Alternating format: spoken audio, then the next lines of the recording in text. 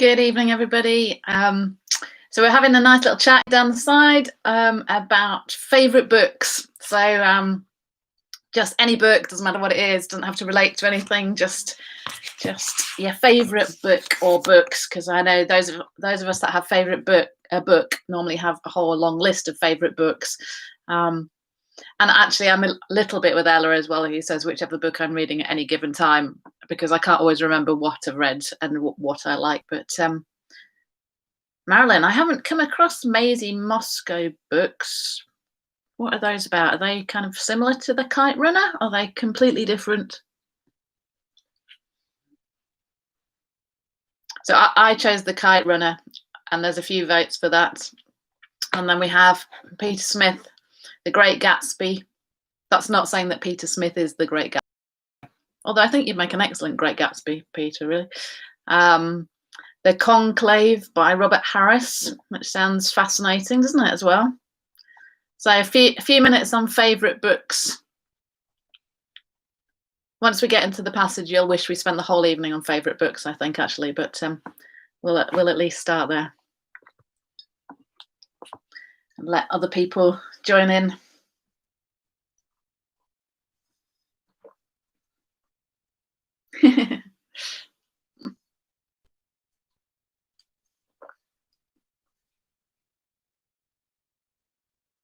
Have you seen the version, Peter, with Leonardo DiCaprio, the film version, or have you just read the book?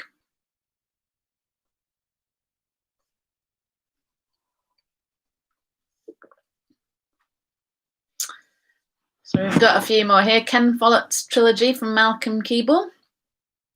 And oh, that sounds good, Ella. The Loveliest Chocolate Shop in Paris also has chocolate recipes in the book, as well as a good story. Now that sounds perfect, doesn't it? So Marilyn, Maisie Moscow books about Jewish families growing up in Manchester. Oh, that sounds really interesting as well. Shard Lake. Gail, what's that? I've not heard of that book at all.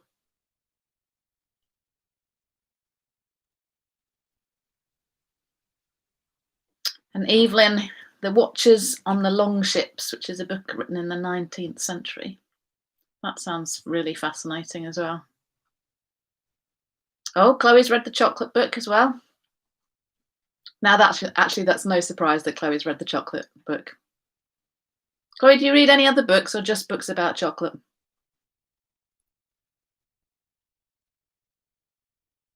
There's also the book, isn't there? Joanne Harris, it is the Chocolat book. Okay, so Shard Lake is by C.J. Sanson. Henry VIII set murder mystery. There's a lot of murders in that time, weren't there? That sounds interesting. I'm liking this. I need to take a screenshot of all your ideas so that I can think of more books to read.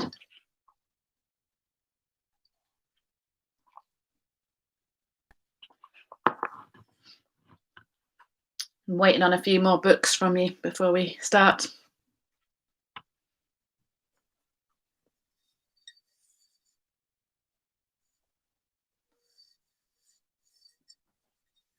The Handmaid's Tale. I know, that sounds a bit dark. I think it is a bit dark, isn't it? Mind you, I do read books that are dark sometimes. That's Andy and Beth, by the way, in case you're not on the chat.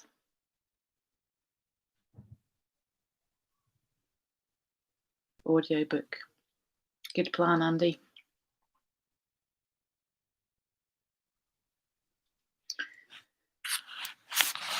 So it's been a bit of a full-on week, really, in terms of screen time. So we had a Zoom Deacons meeting on Monday night, and then I was doing food bank on Tuesday night, and then obviously we had the Zoom church meeting last night, and then here we are again, live on YouTube. Oh, The Beekeeper of Aleppo. Yes, I want to read that. I think that would be amazing. What else have we got here?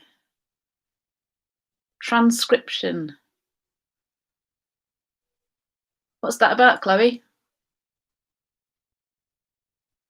CAD file. Beth says the Narnia series. Excellent choice, Beth. William Shakespeare's Star Wars. That's a little interesting, Rob.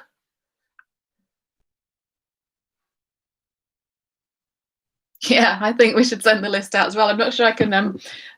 Somebody needs to take a screenshot of a couple of screens. I'm not very good at things like that. Or photograph it.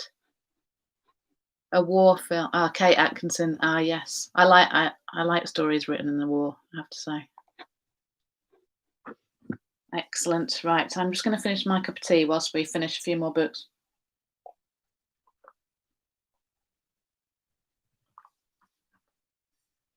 That's true, Chloe. Well done. They're all in the comments anyway. I was just thinking about those people who don't access those things very easily. Bridget, did you read your book on Kindle, or have you got an actual real copy of it?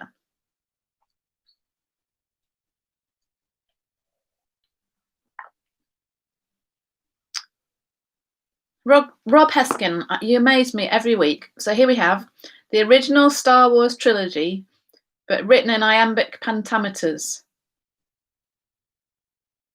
I'm not quite sure what to say to that. I mean, it just sounds amazing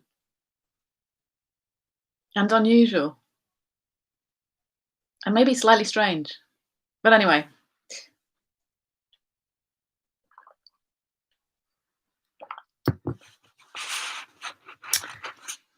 If somebody who's computer literate can take a screenshot or two, if they want to, that would be excellent. Bird, right, good. Yeah.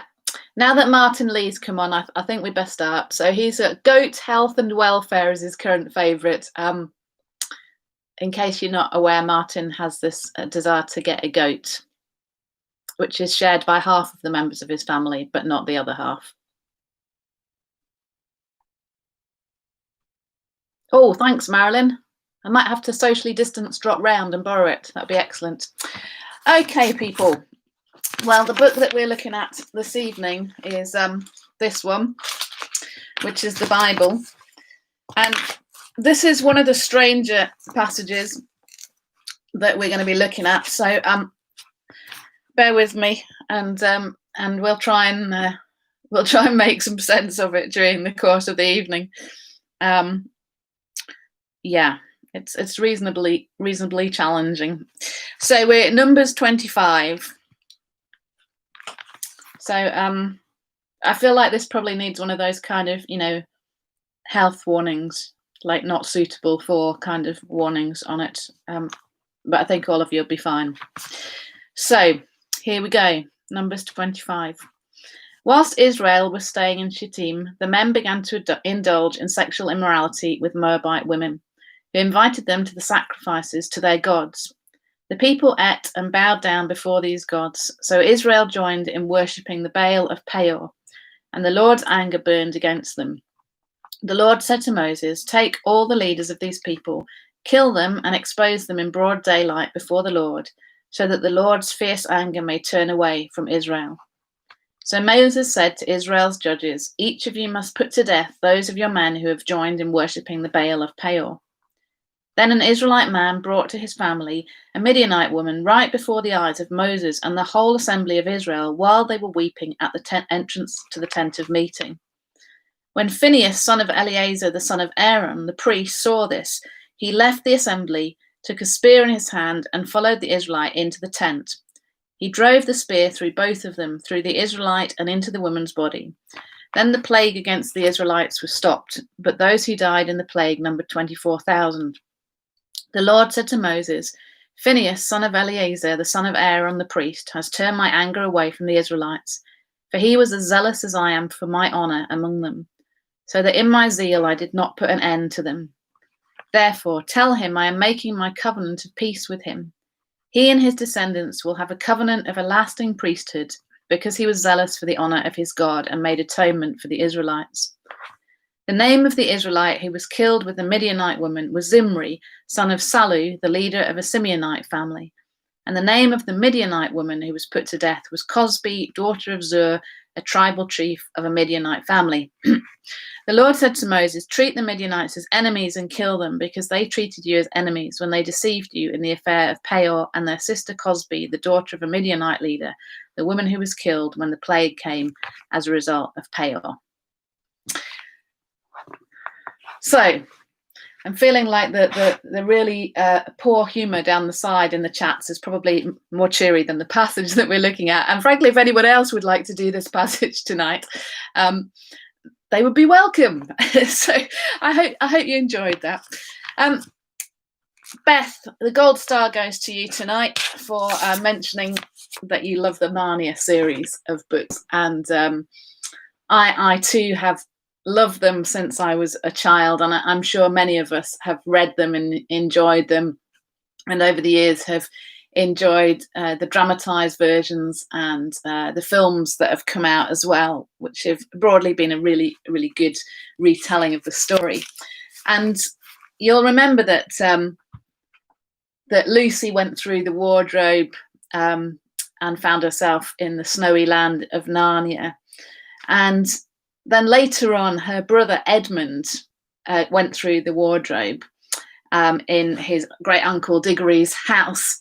And he went through the wardrobe and he found himself by the lamppost and in the snowy land and everything. And then this amazing white queen with her dwarf with her came along and with a sleigh and everything else, and he was just standing there looking kind of completely bewildered by what was going on, and looking somewhat terrified as well, as this queen, this white queen of Narnia, was in front of him. Obviously he didn't know that that's who she was, and she offers him his favorite sweets, and his favorite sweets are Turkish delight.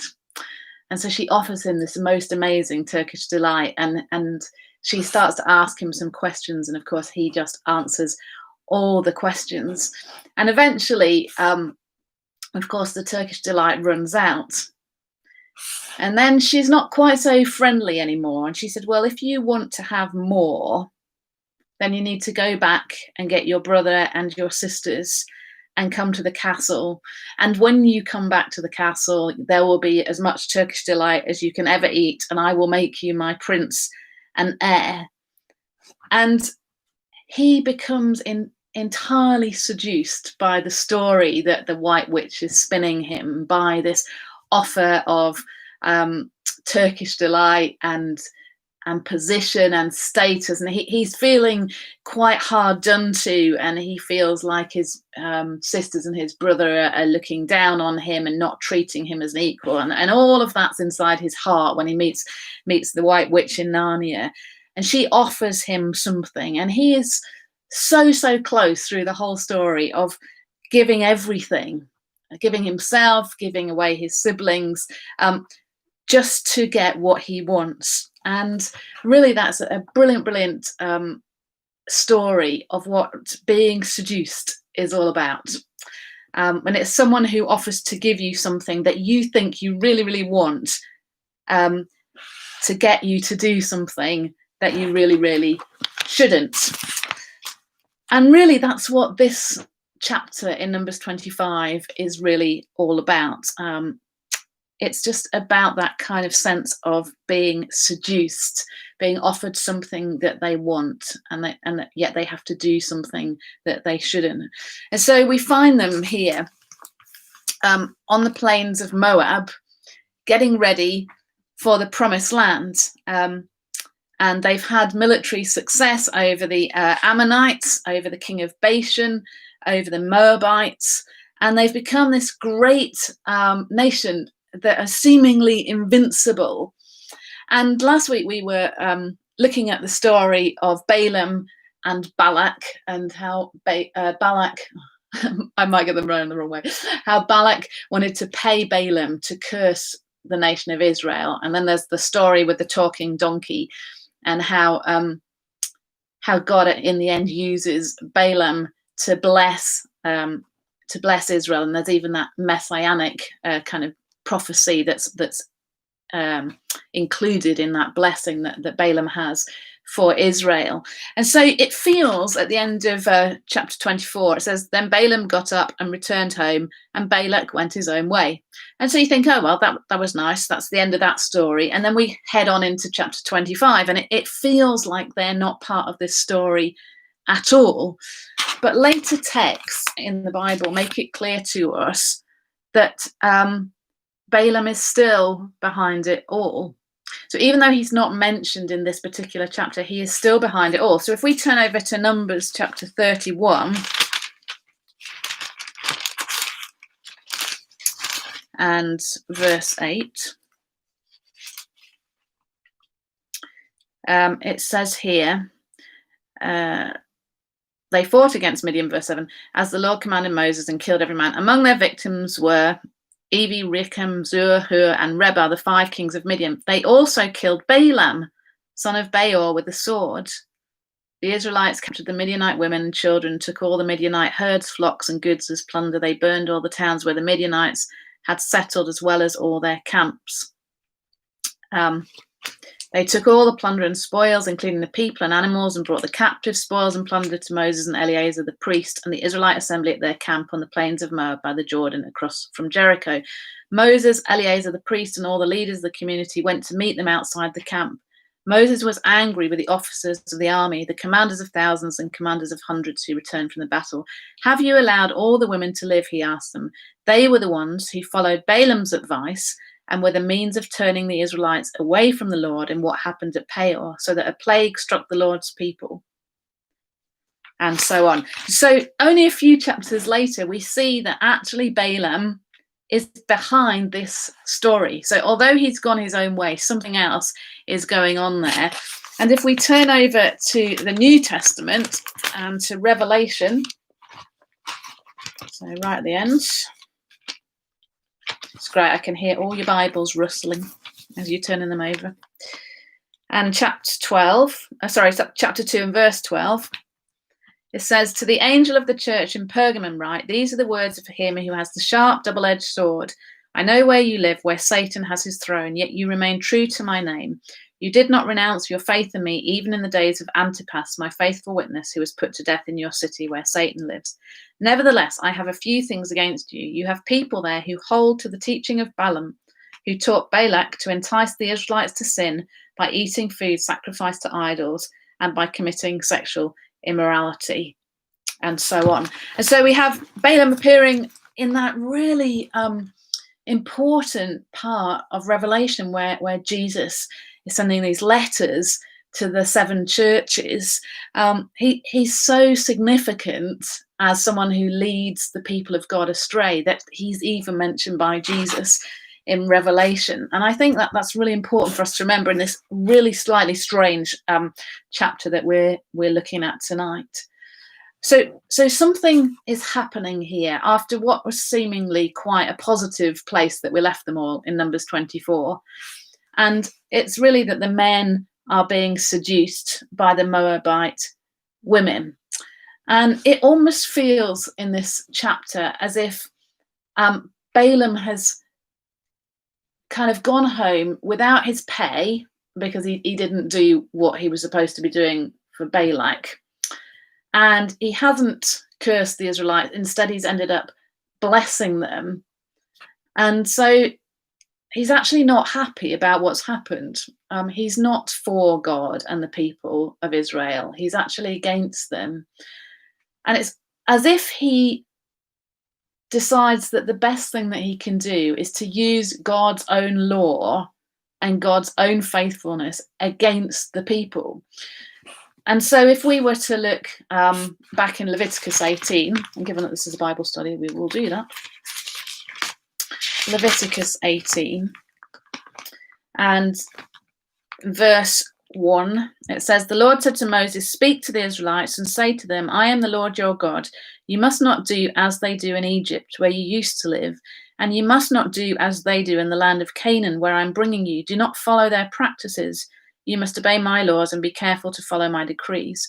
I am the Lord your God. Keep my decrees and laws, for the man who obeys them will live by them. I am the Lord. And then it goes on, and if we go to verse 24. It says, talks about all the things that they're not allowed to do. Do not defile yourself in any of these ways, because this is how the nations I'm going to drive out before you became defiled. Even the land was defiled, so I punished it for its sin, and the land vomited out its inhabitants. But you must keep my decrees and my laws. The native born and the aliens living among you must not do any of these detestable things, for all these things were done by the people who lived in the land before you, and the land became defiled. And if you defile the land, it will vomit you out as it vomited out the nations that were before it. Everyone who does any of these detestable things, such persons must be cut off from their people. Keep my requirements. Do not follow any of their detestable customs that were practiced before you came, and do not defile yourselves with them. I am the Lord your God. So it's as if Balaam thinks, I know what this God of Israel is like. He is very direct. He says things and he is faithful to his word. And he expects the people to be obedient and live by the laws that he's given.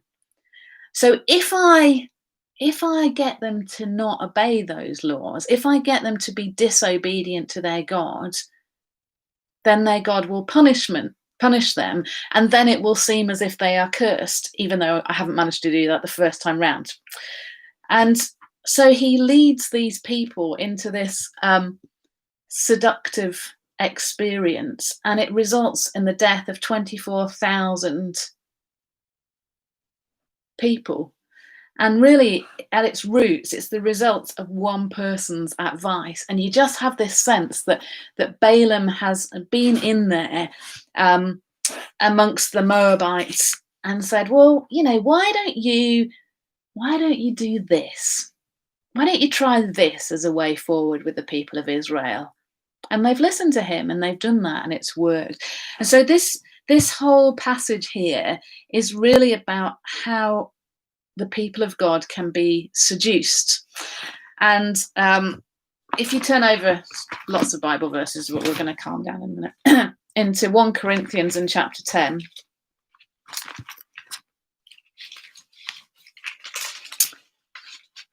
It says here in verse 1, for I do not want you to be ignorant of the fact, brothers, that our forefathers were all under the cloud, and that they all passed through the sea. They were all baptized into Moses in the cloud and in the sea. They all ate the same spiritual food and drank the same spiritual drink, for they drank from the spiritual rock that accompanied them, and that rock was Christ. Nevertheless, God was not pleased with most of them. Their bodies were scattered over the desert. Now these things occurred as examples to keep us from setting our hearts on evil things as they did. Do not be idolaters, as some of them were, as it is written, the people sat down to eat and drink and got up to indulge in pagan revelry. We should not commit sexual immorality, as some of them did, and in one day 23,000 of them died. We should not test the Lord, as some of them did, and were killed by snakes. And do not grumble, as some of them did, and were killed by the destroying angel. These things happened to them as examples, and were written down as warnings for us, on whom the fulfillment of the ages have come. So if you think you're standing firm, be careful that you don't fall. So this random passage, which is so strange in Numbers 25, actually is a really important passage in the rest of Scripture that stands as a bit of a warning to the people of God about how easy it is to be lured into falling into sin, into immorality and to idolatry, and to just go off track on the paths that God has set for us. And the truth is that this has been and is the story of the church, isn't it? That the world constantly entices us to follow its ways and to pursue its gods and to worship at their feet. And the world is constantly offering to the people that live in it intimacy without commitment. It's just that kind of way forward of saying, it's fine, everything's fine, all things are fine, socially, religiously, everything's the same, it's fine. And we're moving towards the land, and and they were moving towards the promised land. And actually, things were going really well. They've had these battles and they fought, and they've been brave and they've been obedient. And here they are on the plains of Moab, just about to enter into the promised land, really. And maybe they were a little bit scared. Maybe they were thinking about the giants who lived in the land, and maybe the giants living in the land were getting inside their heads. Maybe they were beginning to worry about what the future would look like for them and how they were going to take the land and whether it was going to be everything that had been promised to them. And so when the Moabites came along and offered them, if you like, a peaceful coexistence instead of war, when they offered them the opportunity to be allies, to cooperate, well, then perhaps they just had enough of fighting. Perhaps they'd had enough of battles. Perhaps they'd had enough of death. And they just thought, actually, you know what? That sounds like quite a good idea. Maybe we'll just go for that option. And so the Moabites smile and they beckon and they say, come and join in our worship. Come and have some fun together with us. Come and eat and drink with us. And they think, let's think about that. Maybe we'll do that. Really interesting, because if you turn forward into Deuteronomy, which is kind of telling the story again in a slightly different way, and chapter 23 and verse 3, and it's talking about, so we're on the second generation of people that are going to enter the promised land because all the first generation have died out. So this particular passage talking about the experience of the first generation. And verse 3 of chapter 23 of Deuteronomy, no Ammonite or Moabite or any of his descendants may enter the assembly of the Lord, even down to the 10th generation. For they did not come to meet you with bread and water on your way when you came out of Egypt. And they hired Balaam, son of Beor from Pethor in Aram Naharaim, to pronounce the curse on you. So he reminds them, he says, when you met them the first time, they wouldn't even give you bread and water to help you on your journey. But here, now, they're offering you, bed and breakfast, really, isn't it? And suddenly, this second generation of people who are just on the edge of going into the promised land, who fought all these amazing battles and won them, are seduced by the offer of an easy life. An easy life, really, of the opportunity of a meal and the worship of the gods. And as we've been looking at with Elijah over these last few weeks, we understand that the religious rituals around the god Baal, and we have all these different Baals depending on where they are, what particular aspect of life they're supposed to be the god of, but all the worshipping ritual of Baal often included immorality, these kind of rituals around fertility in order to make the crops grow. Sexual immorality was part of the festival. So the food and the immorality and the worship of the Baals was all massively linked up together. And I think we need to understand that in the passage, that this is what happened. So right at the beginning there, in chapter 25, it says, the men began to indulge in sexual immorality with the Moabite women who invited them to the sacrifices to their gods. The people ate and bowed down before these gods. So it's all one thing together. It's just like some kind of extremely immoral festival come worship thing. And of course, they know that Yahweh is good. They know that he is great. They know that he's been with them to enable them to escape from Egypt. We know that he sustained them through the wilderness. But, in the first generation of those that came out of Egypt, it wasn't 5 minutes before they were building a golden calf to worship, was it? they're struggling to work out who they are. They haven't been the people of God. They've been the slaves of Egypt.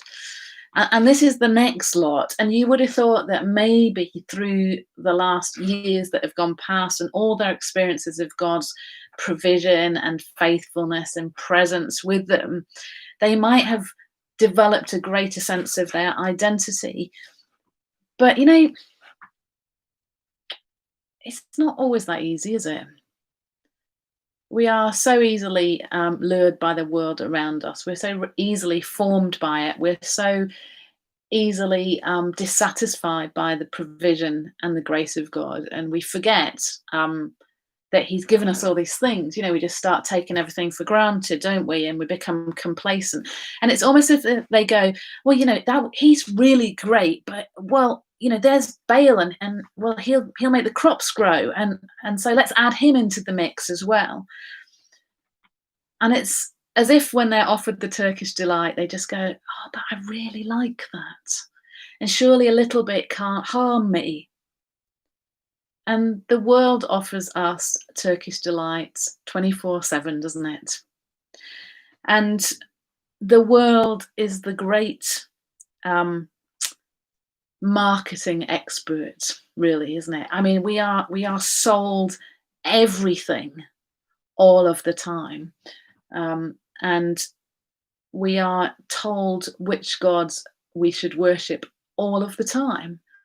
And in the olden days, I'm not quite sure which olden days I'm talking about really, but people used to have an incredibly strict approach to everything. So, Christians didn't dance, and they didn't go to dance halls, and they didn't drink, and they didn't go to the cinema, and they didn't mix with others in the same way. And now we have a much more relaxed view, which I think in many ways is a good thing, because it means we actually engage with the world that we live in. But it also makes it much more challenging, doesn't it? So what of the things that I have an opportunity to involve myself with are okay, and what aren't? And it boils down to what television programs should I watch, or what film on Netflix should I watch or let my kids watch? What should I do with my money?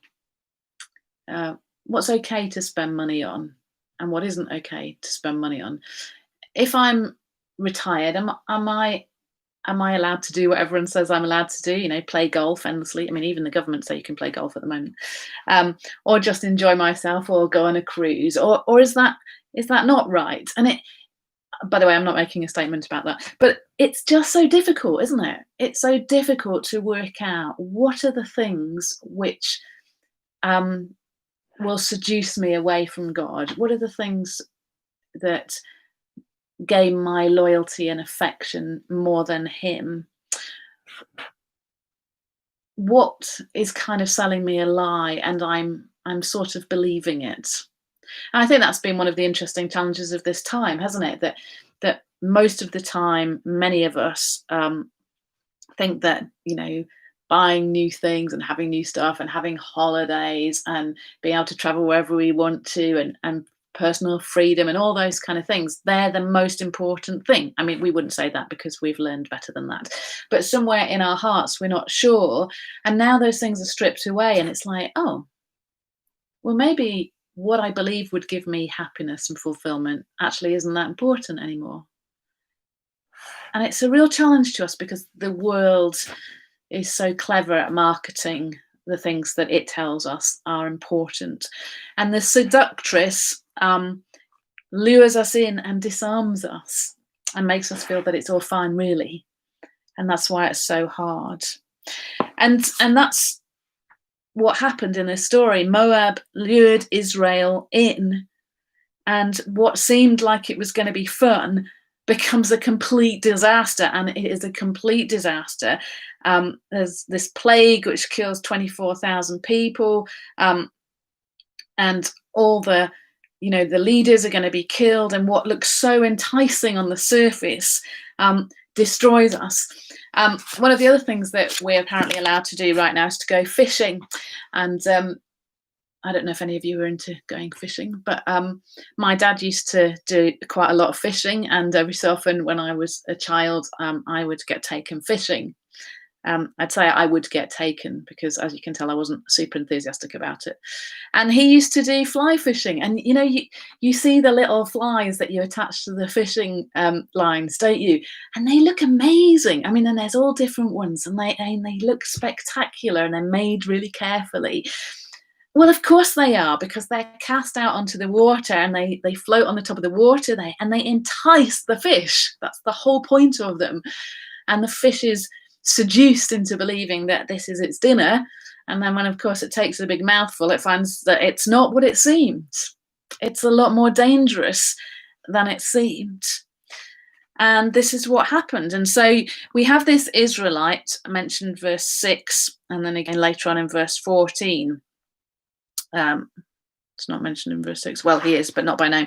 Then an Israelite man brought to his family a Midianite woman right before the eyes of Moses and the whole assembly of Israel while they were weeping at the entrance to the tent of meeting. And we know later on that his name is Zimri. So this stuff was all going on. All Moses and all the people are weeping at the tent of meeting. You remember that we've talked a lot about the setup of the camp, and it's probably here we've got the tent of meeting in the middle and then all the various camps around it. And then this man brings to his family home tent a Midianite woman in front of Moses, in front of the whole of Israel. I think the writer's trying to make a big point of this. They're all weeping, and he just brazenly brings this woman to his tent. And, that's what happens, doesn't it? The more we pursue something that is not after God, the more our hearts become hardened and calloused, and things that we might have hidden, we start to do in the open. And this is what he's doing. He just becomes blatant. He's like, I know what God says, but I'm going to do it anyway. And we find out later on that he's a high-ranking person. He's somebody that should have known better. And one of the things that we always need to be aware of is our own self-assuredness. The more confident we are, it says that in that Corinthians passage, doesn't it? Be careful if you think you're standing firm in case you fall. Because the world disorientates us. It makes us forgetful of the things of God. It's like it spins us round and we lose perspective and direction. So what do we do with this? Well, verse 7 and 8, this is what Phineas did. You don't really need to use your imagination too much in this passage. When Phineas, son of Eleazar, the son of Aaron the priest, saw this, he left the assembly, took a spear in his hand, and followed the Israelite into the tent. He drove the spear through both of them, through the Israelite and into the woman's body. Then the plague against the Israelites was stopped. And verse 12, it says here, 11. Phinehas, son of Eleazar, the son of Aaron the priest, has turned my anger away from the Israelites, for he was as zealous as I am for my honor among them, so that in my zeal I did not put an end to them. Therefore tell him I am making my covenant of peace with him. He and his descendants will have a covenant of a lasting priesthood, because he was zealous for the honor of his God and made atonement for the Israelites. I mean, it's shocking, isn't it? Can't remember those things, Chloe, that you and Matt talk about on a Sunday morning. Shockers and blockers, that's the one, isn't it? This is, you wouldn't read this passage with the children, but this is definitely a shocker, isn't it? I mean, you just kind of go, really? Is that what you're supposed to do? Is that the right thing? I mean, it's seriously disturbing, isn't it? And 1 moment. Oh, hang on. My phone is talking to me. That's not good, is it? It's a shocking thing.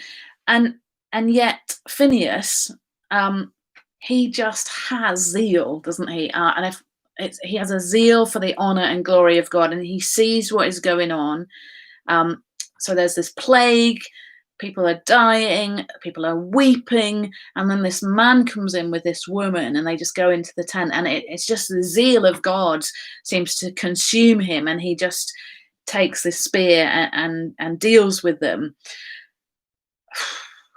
I'm not sure that we think that that's the way forward right now.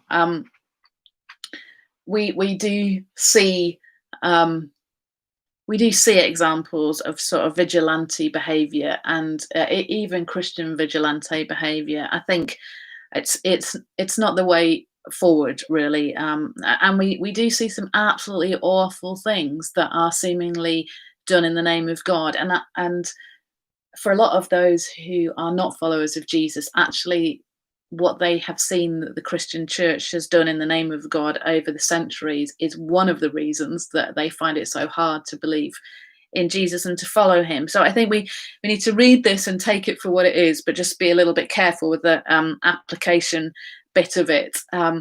He, it's in its context, he is acting as an office bearer in the community. He is the grandson of Aaron. It says that a couple of times, the high priest. And he is carrying out this order, which is to kill the leaders. And we see that Zimri is a leader, to kill the leaders who lead the people into sin. And by so doing, he makes atonement, and God's anger is turned away from the people. And we're not emulating this specific action.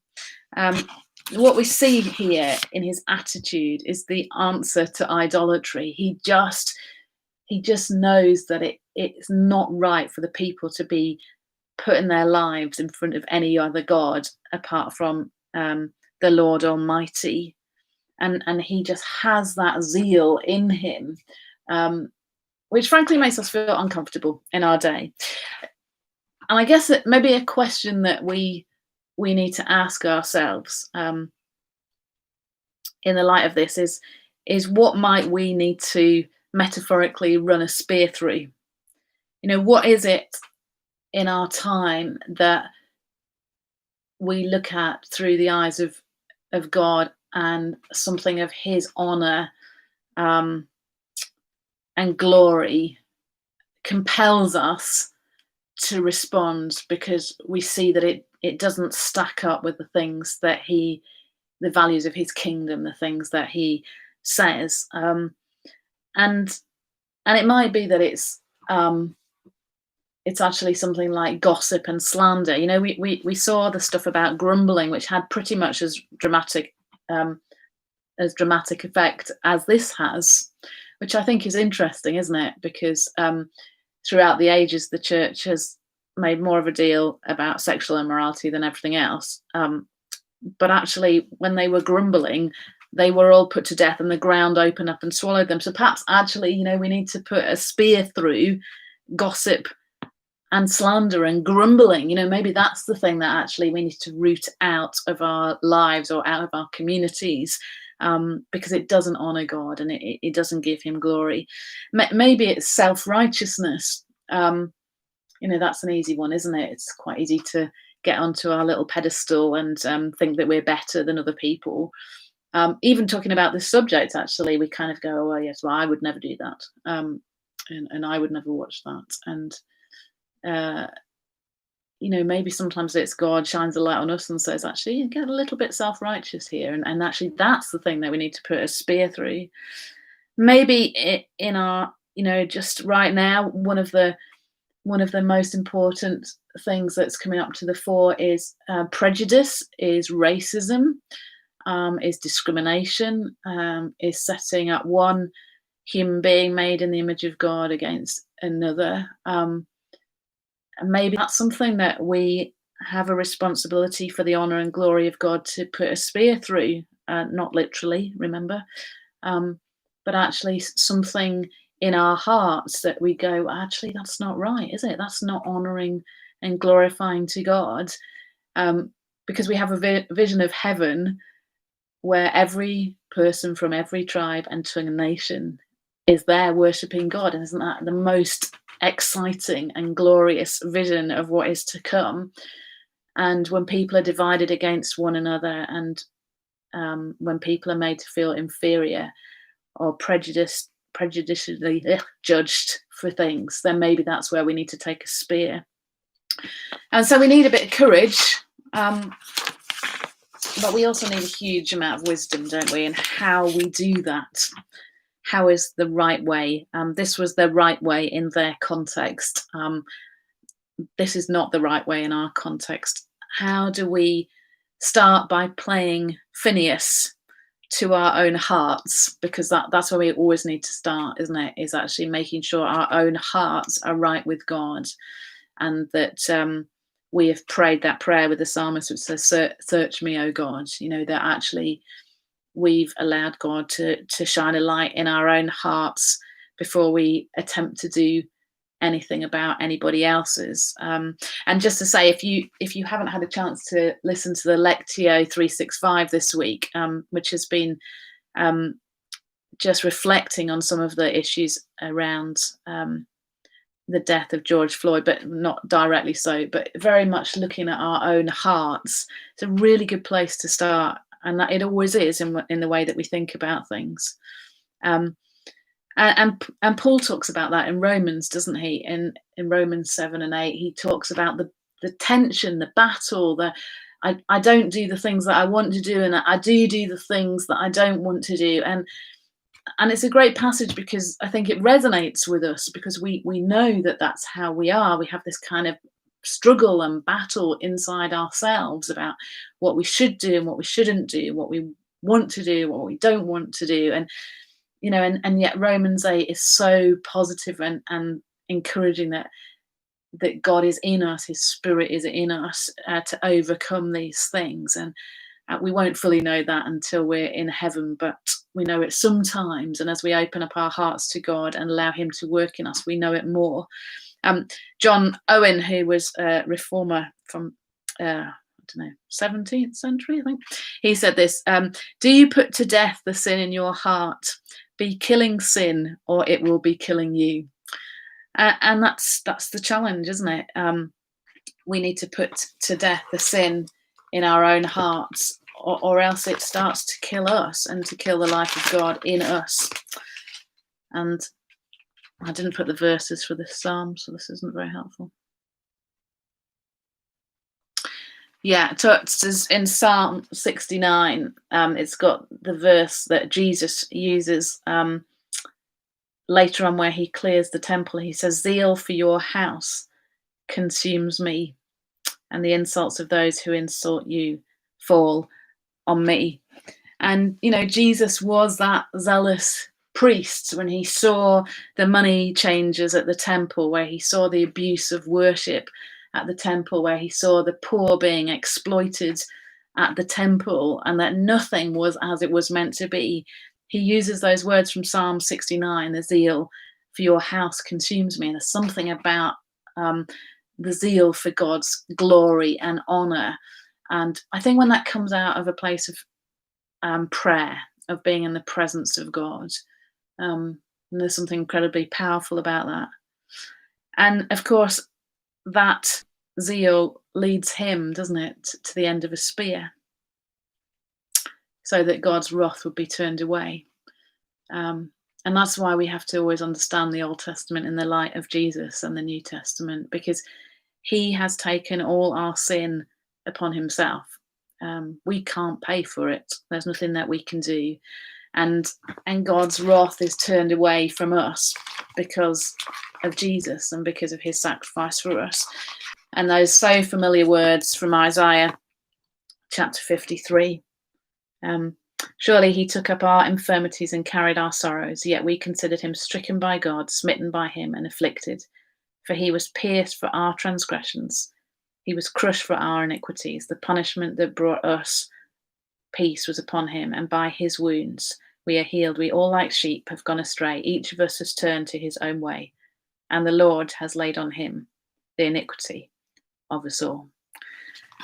And so this really strange passage in Numbers 25, which is clearly important because it's referenced a number of times into the New Testament, even though it's so strange, really, to us. Eventually just reminds us of Jesus, doesn't it? That, we can't atone for our own sins. Always going to be someone that atones, and that someone is Jesus. And that we live for his honor and glory, not for our own, but for his honor and glory. And so I guess we just want to finish there tonight. And I hope that you've kind of borne with me as we've gone through that. And I don't know, I haven't read the rest of it, so I hope that it will become a bit more cheery again, but I don't know, because these are real people, aren't they? And they struggle to live for the Lord, even when he's with them in the pillar of fire and the clouds. They still struggle to live for him. So I don't know whether we're going to do this next week, but chapter 26, we're back into the counting again. And all the names, and where they are, and who's what and where. It's called Numbers for a reason. So thank you for joining me tonight, and hope that you're doing okay. Look forward to seeing you again on Sunday morning. We're starting a new series on Sunday morning, and yeah, I feel like I've seen a lot of everybody this week, which has been nice. So good night. Enjoy the rest of your evening. And lend me your books if you think they're good.